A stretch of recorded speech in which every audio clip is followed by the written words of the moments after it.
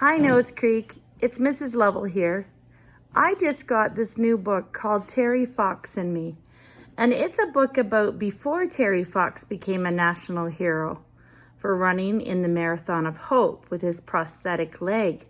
He was just a regular kid. In fact, he barely made his elementary school basketball team. He was the smallest one on the team. Doug Allward met Terry at basketball tryouts. Doug didn't think much of him, but he still helped Terry practice to earn a spot on the team. And it wasn't long before Doug and Terry were best friends. The qualities that have made Terry such an enduring hero, his strength, determination, and loyalty, were apparent even back then. He was also stubborn, sometimes quick to anger, and always willing to share a laugh. Along with the help of some of the students from 3L, we would like to read you this story. And now, Terry Fox and Me, written by Mary Beth Leatherdale and Milan Pavlovic.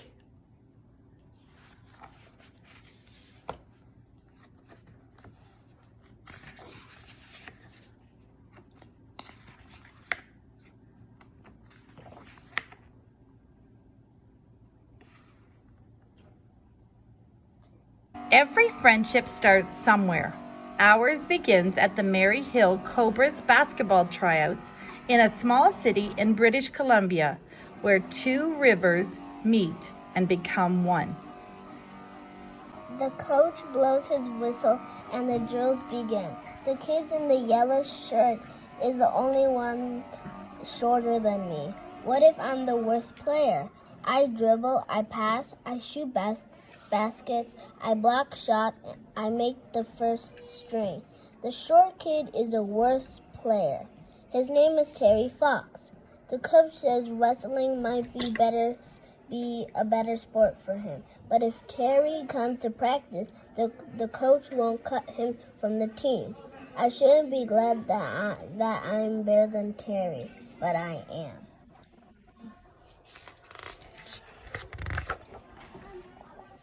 The next day, the phone rings. It's Terry. Hi, Doug. I want to play some one-on-one.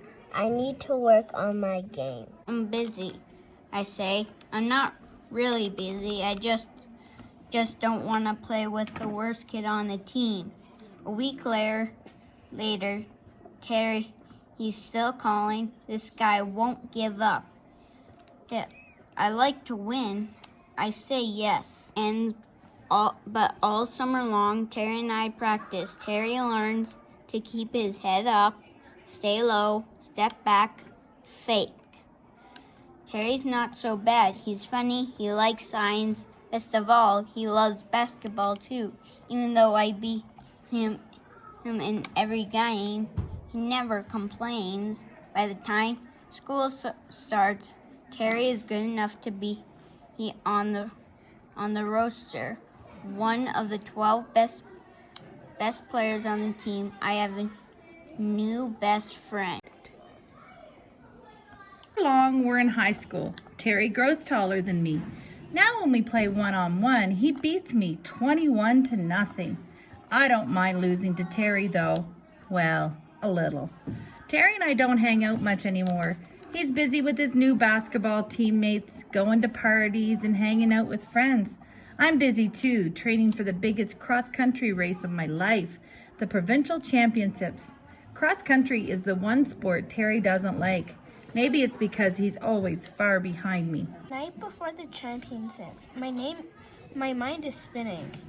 What if I start too fast and lose the stream by the end? Or I hang on my back too long? What if I'm the slowest runner? Bring.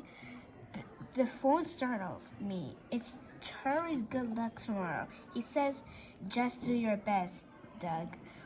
One step at a time. Although the race, Terry's voice echoes in my head. I'll win second place medal. When university starts, Terry and I drive to the campus in his old beat-out car. Over the rattle of the muffler, he tells me his knee is hurting, probably from basketball practice on the hard gym floor. He doesn't want the coach to know. But a few weeks later, Terry can barely walk, so he goes to the hospital. When I visited Terry the next day, I see tears rolling down his face.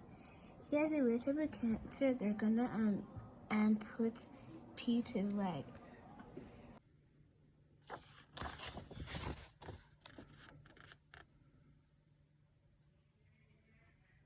Terry is the best athlete that I know.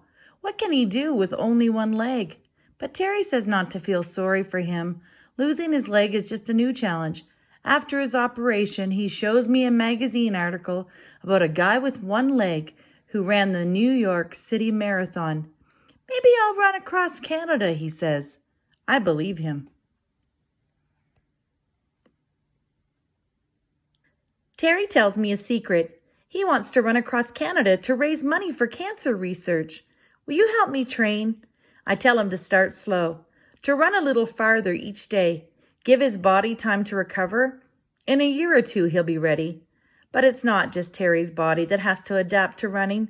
His artificial leg does too. Terry and his prosthetist, a person who makes artificial limbs, get to work. They start with a regular artificial leg for walking, fiberglass bucket, metal shaft, springs, gears, a foot made of wood and rubber. They add special parts for running, a steel hinge for the knee, a belt to attach the leg, elastic strap to pull the leg forward. Still, the heavy artificial leg moves too slowly, so Terry adjusts his gait. 2 steps with his good leg, with his artificial leg, he swings forward.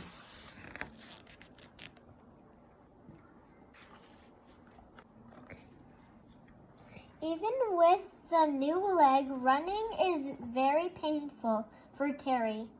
But that doesn't stop him. Terry runs at night under the warm glow of the stairs. Some nights I run with him. Some nights he runs by himself. Hop, hop on his left leg. Long step with his right. By the end of summer, Terry is running 8 kilometers a day. I ask him if he wants to enter a race with me. When he tells me to enter him in the shorter distance, I push him. You run almost that far now. Why don't you run the longer distance? I will be a bigger challenge. For a few minutes, Terry doesn't say a word. Then he answers, "Okay, Doug, I'll do it." The 28-kilometer race is grueling. The course is steep and along a busy highway. I finish 8th, one of my best times. Terry comes in last, grinning from ear to ear. The crowd cheers. "That's my best friend," I shout. If it's the truth, then it's not really bragging. We begin planning for Terry's cross-country run. He'll start in St. John's, Newfoundland, next spring to make it back home, British Columbia, before winter. Terry will have to run a marathon every day, 200 marathons in a row. No one else in the world has ever ran that far on one leg. Terry trains even harder. Every day he runs, he never thinks about how far he has to go. He just tracks one step at a time, to the corner, to the stop sign, to the tree. Nothing will stop him from running. Not the flu, not the blisters, not the leg bleeding. Even when I try to convince him to take a day off to rest his injuries, he gets mad. We argue and he keeps running. A few months before the run, he start to have a thought.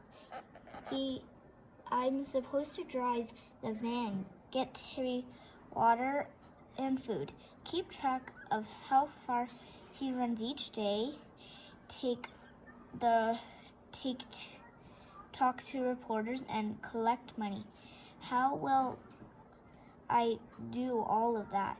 I can't talk to reporters. I don't know what to do if Terry gets hurt. Again and again, I ask Terry to find someone else to go with him. Soon, Terry loses patience with me. He stomps towards me. You're my best friend. You have to go with me. Remember, take it one step at a time. Terry is so different now. Strong and powerful. If Terry do this, I can do this.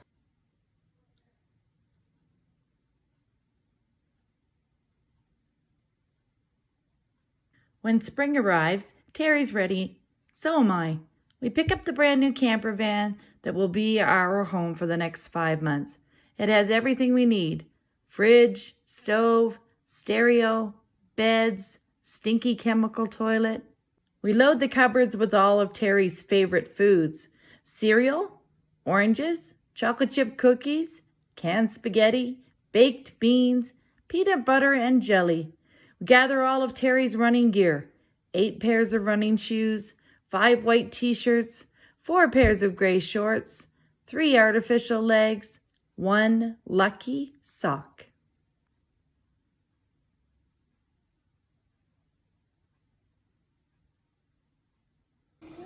Our great adventure begins in a large city in Newfoundland, where the island coastline meets the strong rolling tide. Side by side, we stand on the rocky shore.